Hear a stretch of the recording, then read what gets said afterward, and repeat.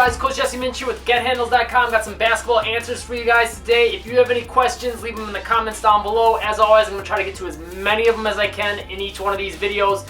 Some of the videos I'm going to do just one question and go more in depth, but for the majority of them, I'm going to try to just knock out, as many as I can. And the videos are going to be anywhere from 20 minutes to an hour long, me just going for as long as I can, as much time as I have for you guys. So the first one is going to be from Bezan Qureshi. I probably messed your name up, sorry man. He says, hey coach, how can I get my layups on people who are tightly guarding me? My friend can still get a layup even when I'm in his face. He usually blocks me when I take a layup after a drive. I've been using the Ball on a String 2 program. Awesome, that's going to help you a lot with your scoring to some degree, definitely more with your ball handling. It's not quite as much, focused on your finishing, which is probably why you're having a little bit of issues with this. And he says, and I can make my way to the rim, but I don't know how to finish. Even if I try to finish like Kyrie, the other guy's defense is always there to challenge a shot. My friends tell me my layup is too slow. Any tips? Well, if your friends say your layups are too slow, then work on your speed with them, right? Great thing you can do, you might want to check out my scoring program, Scoring Made Simple. I'll put a link right here. That'll help you get your layups off quicker, because the way you have to execute everything in that program really emphasizes speed and getting a nice, strong, powerful layup and quick layup. So some other things to keep in mind is maybe you're trying to finish like Kyrie, so you're moving the ball around and whatnot, and that's going to help to some degree. But the thing you have to really take into account when it comes to trying to finish with the defender on you is two things you're probably going to want to try. One, focus more on how you're moving as far as not with the ball, but with your feet. Trying to jump around defenders, they're going to cut you off this way. Maybe instead of jumping hard this way and they come in here, you jump more straight up for that floater or kind of like a pullback layup. Or if they're kind of coming here and you feel like you can get around them quick, jumping far out in front of them or trying to jump over them. Try to keep those sorts of things in mind. And then the other thing is with all your ball movements and that, if you're going to use the ball movement, you want to make sure that you're doing it to sell a fake, not just moving it to try to completely avoid them. But I mean, that's one thing to use in some instances, but in a lot of instances, using that ball fake to make sure that you're sending them, flying as far as their arms to try to block the shot. Because once they get up in the air and they try to go for that block, they're usually, a defender's not going to be able to swing twice in the air. So you get them to bite on that one fake when you're in the air, you're going to be able to move the ball over to another side or even just come up to that same spot by throwing their timing off. And then the final thing with that is, with the ball movement and all that, is also keeping in mind, putting the ball away from your defender. So if I have a defender here and I'm going to go up for a layup, I'm going to put the ball over here and try to finish out wide over here, versus if I have a defender here, I'm not going to put the ball up here going up, and I'm probably not going to try to, even if I start here, try to finish over here if I know they're over here. That's just asking to get your shot blocked. So you have to be smart about it. It's not just about, going up and finishing like Kyrie with doing crazy moves. It's also about, taking into context how the defender's playing you and reacting based on that. So good question though. I mean, it's an interesting one that I think will help a lot of players. From Betsal Bagri, probably messed your name up, sorry man. He says, hey coach, how can I get better handles and jump higher? I can shoot well and make half-court shots, not bragging. Yeah, you are. He says, I see all your videos, but when I try to implement the moves on other people, they never fall for. How can I improve? Kind of like 3 questions there. How do you get better handles? Well, follow my channel. How do I jump higher? I'll have some stuff coming on that soon. But some main things you want to make sure you're focusing on is some explosive type work as far as like plyometrics and things like that, and also some strength work, whether that be body weight exercises or lifting weights. Things like squats, deadlifts, things like that are going to help you. Pistol squats are going to help you as well. Now, as far as my moves not working for you, well, it kind of comes back probably to 2 things. One, not selling your fakes. So there's a bunch of things that go into that. Is if you want to really master your fakes and get your fakes to work well, click this link here. That'll send you the Art of the Fake page. It's a program I have all about selling fakes, whether it's pass fake, shot fake, dribble move fake, all kinds of fakes. Keys to setting up your defender, reading your defender with your fakes, all that stuff. Pretty much, completely in depth. And the cool thing about it is it's going to help you improve pretty much instantly. Just by applying some of these tactics and techniques in your game, you're going to be able to see a noticeable improvement right away. But some keys that I can give you as far as making sure that the moves work for you and selling your fakes is using your eyes, making sure you're using your ball movement, so using the ball to sell the fake, using your eyes to sell the fake, and getting the hips and chest moving. You know, and that comes down to, again, using your feet. So, you know, making sure you're swaying that hips in the chest is going to get a lot of defenders moving, using the ball and the eye, and then using your feet to sell the fake, and also using your feet as far as to, you know, get past defender, create space from defender, all that stuff. Your feet are what gets you past your defender. Your feet are the main thing as far as, you know, making sure your fakes are going to be sold with when you sell a fake that you're going to drive.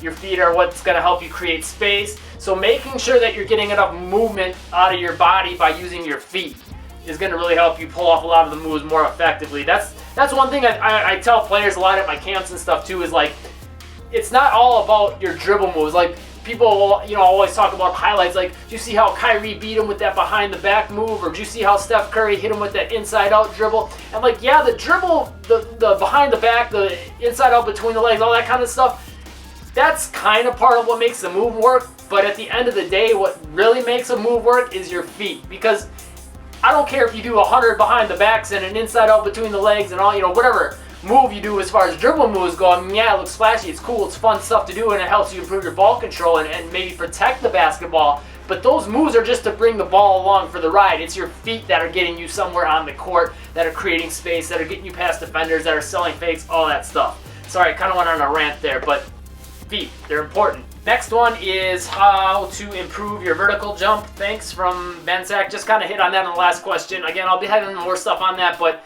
weightlifting, working on power work, speed work, stuff like that.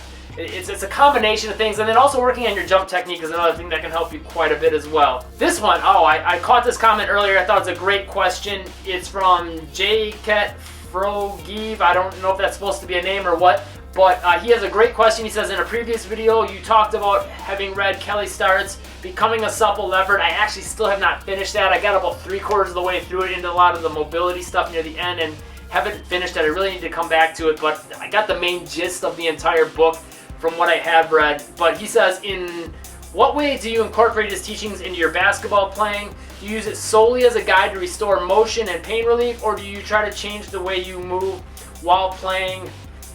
And then he talks about, you know, prioritizing the hips, keeping the spine neutral, shoulders back, etc. So great question, and very interesting question that not a lot of people have, you know, asked. So awesome question. The first thing is that book really emphasizes spinal stability, which basically means having a good neutral spine, you know, basically straight up and down, and keeping it in that position through the majority of movements, and keeping the shoulders externally rotated and back and locked in for a stronger position, and then your hips, same thing, externally rotated. They're both ball and socket joints, your shoulders and your hips, and you want to keep them externally rotated to keep, you know, the most possible strength in them. Now, basketball being such a dynamic sport, there's, you know, you're not always going to be everything 100% spine straight, especially with ball handling. I noticed, you know, guys, a lot of times when they get low, they'll tend to, like, not hunch their back, but, you know, there's a little bit of a curve like this as they get low for some moves. And sometimes to get a tactical advantage in the game, you kind of need to do that to kind of break that straight spine sort of, you know, rule. But, you know, there's most of situations, like when you're boxing out, you're getting in a low stance, you're going up for a rebound, stuff like that, you're going to want to have your spine straight. And I think for me personally, when it comes to game time, I try not to focus on it quite so much. Rather, in practice, I'll kind of, you know, try to think about that. And, you know, more so like in the weight room and stuff like that is when I really try to hit on that. The shoulders and the hips, again, I don't try to think about it too much in games, even so much in practice, because, again, with basketball being so dynamic in your movements, inside outs, you know, you're moving your shoulder joints and all kinds of motions. If you try to always keep your shoulders externally rotated, your inside out isn't going to be effective if you do it like this. That just makes you stiff. You know, you kind of have to dip that shoulder to kind of sell some of those fakes and whatnot. And same with, you know, your legs, because you're moving in so many different directions, you can't always keep everything externally rotated. So something to keep in mind with that. Although he does hit in that book also, you know, lunge positions and things like that, and how they all tie into athletic movement. The problem though with applying it in basketball is there's just so much, you know, so many different movements and changes in movements that it's really hard to keep track of all that and break it down. Maybe as I get a better understanding of it, you know, I can, you know, bring it more in. But honestly, I just think it's better to kind of go with the flow to be effective in games. Then as far as the mobilization thing goes, yeah, I've been hitting on that hardcore. That's the main thing I've really gotten out of it is, you know, finding the areas when I'm more when I'm in the weight room and saying, okay, I can't get into this position that I should be able to. And one thing that's been helping with players too, like if they say, hey, look, there's this drill that you have that I'm supposed to get really low and I can't get into that position. It's really helped me to say to them, well, if you can't get in that position, here's some areas that you're probably lacking mobility in, you know, and work on that. Like for me, my ankles messed up from so many ankle sprains. I can't bend my foot back as much as I should be able to, but I've been working on it and I'm getting it back to normal. So things like that I've been working on a lot. Again, really long answer. This guy doesn't want me to say his name, even though he commented on the video so everyone can see it, but I'm not going to say his name. He says, how long does it take to build muscle memory for basketball so that moves are second nature, and what do you recommend to do? I can't really give you a how long because, again, every player is going to be a little bit different, and how long also depends on the amount of repetitions. I would focus more on how many repetitions you're getting in. So if you're trying to learn a skill and or a move or whatever the case may be and make it habit, I would focus on practicing it in a way that you can get as many repetitions in as possible. So if you're trying to get your inside out dribble down, at first, instead of trying to do an inside out dribble and then, you know, driving all the way to the hoop, that's going to take you a bunch of time to get that rebound and then come back up to the top of the key and all the extra dribbles on the way to the hoop, all that. I would focus on just doing a whole bunch of inside out dribble, inside out dribble, inside out dribble, inside out dribble, and just working on it over and over and over to try to get a bunch of repetitions in. Then once you have a bunch of repetitions in and you're comfortable with it, so it's second nature, you know, the whole motion of it, then I would work on getting more repetitions driving all the way to the basket to get that second phase of it to become second nature. But I like to really break things down into their individual parts if I'm trying to make it second nature, and, you know, kind of breaking it down into that tiniest part is a great way to do that sort of thing. So, you know, you can make it second nature more quickly. So the next question is from Jeffrey, second Dodger, Jimmy, Mr. Pig. Oh, he had another question. I remember this name. He had a weird name. he had a question on one of my previous ones. He says, sometimes people say that there's a dominant finger that you have to shoot with, and that shooting with your ring or pinky finger is bad or doesn't make you shoot well. Is that true? Yeah, overall I would say it is. You know, there are some exceptions to the rules where guys will, when they release the basketball, it'll come off, you know, their pinky or these two fingers or these two fingers or, you know, whatever the case may be, ring finger, you know, etc. and might be decent shooters, but they're kind of the exception to the rule. Most players that are going to be good shooters are either going to use the middle finger to put the middle, to line the basketball within the middle, or the pointer finger, or they'll use a split finger with those two fingers. But I would try to have, you know, one of those three, you know, middle finger, pointer finger, or a split between those two. It's going to get you better alignment with your shots. You're straight up, and it's just going to, you know, keep your shot more consistent, keep your shot more aligned, all that stuff. And again, it's, if you think about it mechanically, like which fingers are the longest in your hands? These two, right? So it makes sense that that would be the last one leaving the ball. So why not focus on getting that aligned and getting, you know, that release down with that finger touching the basketball last, so you can be more consistent with it. And again, it's going to give you better control and accuracy. Next one is from Casual Champ. He says, I lose the ball just standing. Sometimes I practice a lot, but nothing happens. I don't know what you mean by you lose the ball just standing. I think you're talking about just standing and dribbling, and you practice a lot, but nothing happens. Again, focus on getting quality repetitions and lots of repetitions in. And if you practice a lot and nothing's happening, odds are that that's probably an issue, that you're not getting quality repetitions in, you're not getting a lot of repetitions in, and you're not, you know, being consistent with what you're working on. Those are three of the biggest keys I can give to anyone. That's why I always, you know, recommend a lot of my training programs. Again, if you haven't headed over to gethandles.com, I got a free workout for you there. You know, just do that 3, 4, 5 days a week, and that's going to help you get something consistent to work on, get some repetitions in, and, you know, have some consistency, and have something that you're working on that you know is quality. So, you know, for you, that's going to be the main three things I can say. I can't say for sure because I don't know what you're practicing. You say you practice a lot, but I don't know what that is. But if you're practicing a lot and you're just always doing something different, you're never going to get the amount of repetitions in to get good at it. And again, if it's not quality, you're not going to get good at, you know, that skill or basketball in general. You know, quality of practice and quantity are both very important, and then the consistency is very important. From Curtis St. T, he says, I'm a pretty fast player who has a problem with my momentum messing with my pull-up. I lose a lot of arc and my shots tend to be long. Should I just slow down, or is there something I can do with my footwork? A couple things come to mind with this. If your shot is always long, it might be an issue with, you know, your form changing when you're going your shot. So maybe you might want to slow down a little bit in practice just to start to get the feel for how your body, you know, positioning is, and paying attention a little bit more to, you know, making sure that you're getting the wrist bent, all that, to make sure you're getting proper arc on the shot. And then the other thing is, you might even want to focus on not necessarily jumping back, but try focusing on almost like keeping your body, like you're trying to almost lean back as you're going into that pull-up shot, because your momentum is going to be carrying you forward, right? Just to get the feel for controlling your body and coming straight up or even back, just to get the feel for it for a few repetitions. Then from there, try to work into, you know, getting nice and unbalanced and going up into that shot. And making sure that you're jumping, you know, straight up and down and slightly towards the hoop. And, you know, again, focusing on the form and making sure the footwork is there. But yeah, you're gonna want to try to slow down for a few repetitions, for maybe, you know, a couple of practices, maybe a week, just to get the feel for that and really break down, okay, what am I missing? What am I normally doing in my shot that I'm not doing when I'm coming for this pull-up off the move, when I'm moving really quickly?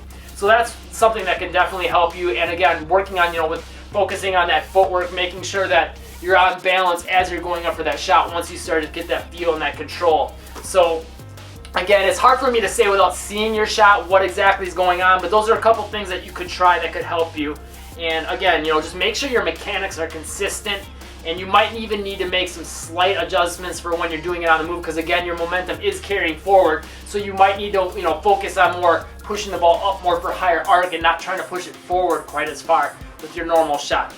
And again, repetition for that too. That's another thing that I just thought of. You know, obviously, if you want to if you're having a problem with something, get repetitions in, and you know, that'll help work a lot of those kinks out as well. Just you'll start to get a feel for how you need to change that shot, or how the shot should feel when you're coming from with more momentum going into it. Benjamin Moe says, hey coach, can you tell me how to shoot straight? Yeah, alignment, man. One thing that I like to teach players is, you know, a lot of times when we're younger, we're taught get everything square, you know, toes, all that to the basket. But if you're a right-handed shooter, you're going to want to turn slightly to the left probably, or get your right foot at least a little bit forward. Or if you're a left-handed shooter, turn slightly to the right, get your left foot maybe a little bit forward, whatever's more comfortable for you. That'll help you keep that elbow in, number one, because it's hard if you try to shoot here and keep your elbow in. It just doesn't feel as natural and as easy, especially coming off dribble moves and catching when the game's happening fast. Players naturally, especially like if you watch the best shooters in the NBA, they have a little bit of a turn. So me, a left-handed shooter, I'm gonna turn a little bit to the right. That's gonna allow me to keep my elbow in to get that aligned. Now I have my elbow, my wrist, my middle finger, all that aligned with my hip. You can't see it, but there it is, and my toe, or my foot, I should say. And that's all aligned. That'll allow you to get a straight shot. Keeping those things in mind is gonna allow you to be more accurate with your shot and keep everything much more aligned. The Maverick says, hey coach, I love your videos, they help me a lot when I shoot. There is no ball rotation, please help me. I am flicking my wrist the hardest I can, thanks. So there's probably two possible issues that are coming to mind.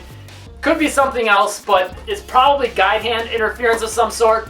You could be flicking your thumb, or you know, keeping this guide hand on too long. You want to make sure you get that hand off and making sure you're not flicking that thumb.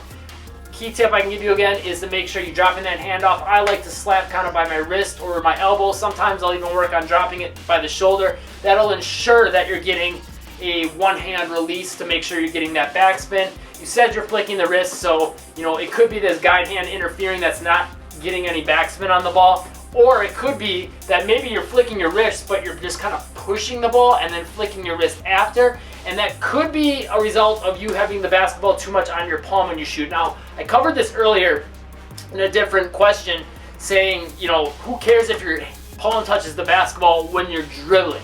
When you're shooting, I'm going to recommend you try to make sure you keep that palm off the basketball. Some players like Kyrie Irving actually do have the palm on the basketball. So if that's more comfortable for you and it's working great, but if you're not getting that backspin and it's affecting the touch on your shot and your range, all that other stuff, then yeah, try to focus on getting, so you can basically slip a finger under there when your hand's on the basketball, okay? So the palm's not touching the ball. Try doing that, so that'll get you more finger feel, and when you release the ball, your fingers can, notice how they kind of allow you to roll the ball back more like that. Versus if it's on your palm, it's a little bit harder to get that kind of a roll, and you won't get as much, that of a roll or a backspin on the shot. Next one is from Ball Nation. Hey Jesse, I'm a good basketball player, but my endurance stamina is really bad. I don't last long, and I get like overheated. I drink lots of water too, but my stamina is really bad. Comes down to your workouts, man. You definitely need, stamina is something you need in basketball, and you need to put in work to have in basketball. Now, if you're playing a lot of pickup basketball, especially full court on a nice big, like full court, not like some of those sideways courts that they have at some gyms, your stamina is probably going to be solid.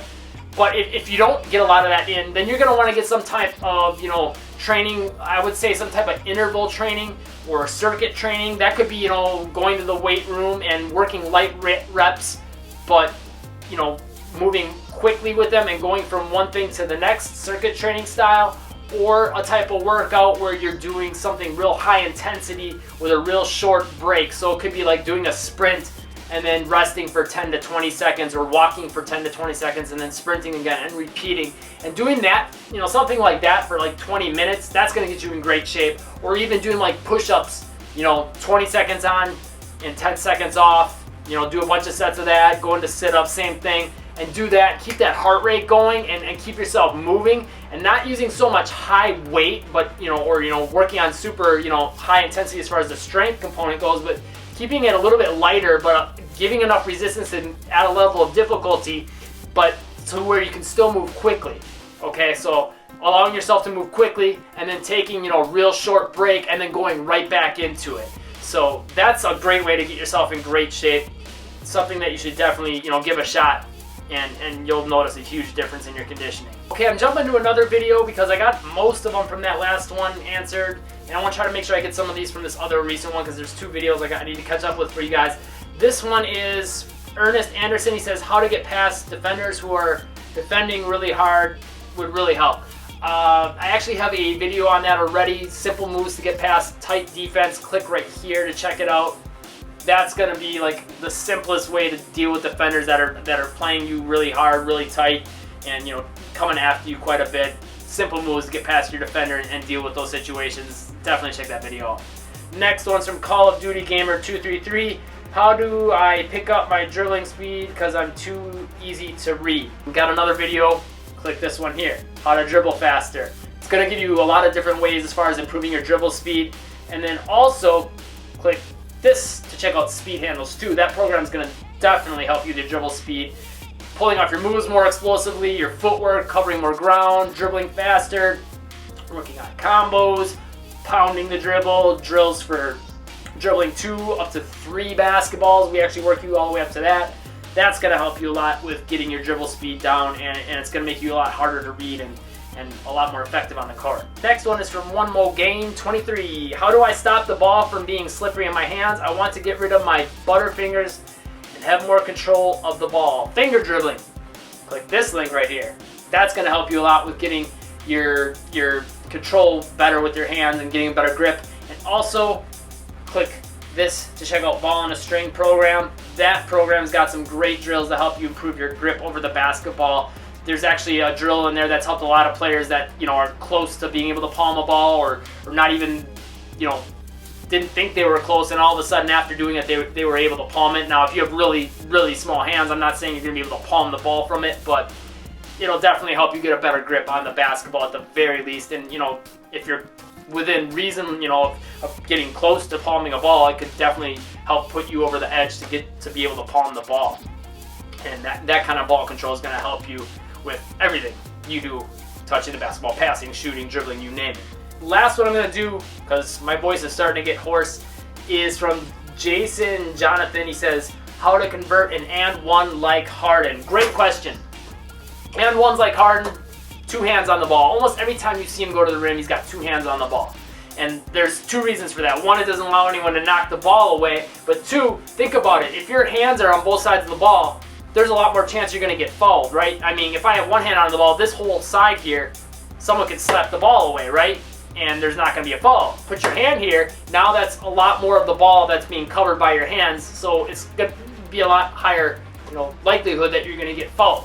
So keeping both hands on the ball, and then he moves the ball around quite a bit too. He's not afraid to put it high or put it right up in the front of defenders and make those last second adjustments when he sees the defender about to swipe. So instead of them getting the ball, they get one of his hands, and because he has 2 hands on the ball, now he's able to power through and still get that finish. And a lot of that comes back to, 1, not just the technique, but 2, the mentality. He goes into it, okay, looking almost to get fouled or expecting to get fouled or even inviting the foul and then being ready for that. So then once he gets the foul, he's like, he sees it coming and he knows that he can make that adjustment for the layup versus going up and trying to avoid them. And then if you get hit, it catches you off guard, now it messes your entire shot up, right? If you go into it approaching it, okay, I'm looking to get hit, I have both hands on the ball, I'm going to hold it strong, I'm going to move it around and not be afraid to get slapped and then still make that adjustment. Now you're going to approach it with a much better chance of getting that and 1 finish. Pretty simple thing, as long as you come into it with, again, the right approach, getting both hands on the ball and all that. So hopefully these answers helped you guys. If you haven't yet, make sure you hit that subscribe button to catch the newest tips, tutorials, drills, basketball answers, all the other stuff I'm coming up for you guys. Leave a comment down below if you got any questions you want answered. I'm going to try to get to as many of them as I can, as always. And make sure you hit this like button if this video helped you. And if you haven't yet, I've mentioned it a couple times in the video, but click this link here. Get your free game time play primer. It's going to help your ball handling ability quite a bit, your athleticism, and all that. Or you can head over to gethandles.com by clicking the link in the description down below. Again, just pop in your email. I'll send that to you right away instantly. It is free, and it's going to help you a lot. As always, thanks for watching. Stay tuned for more, and get after your goals today.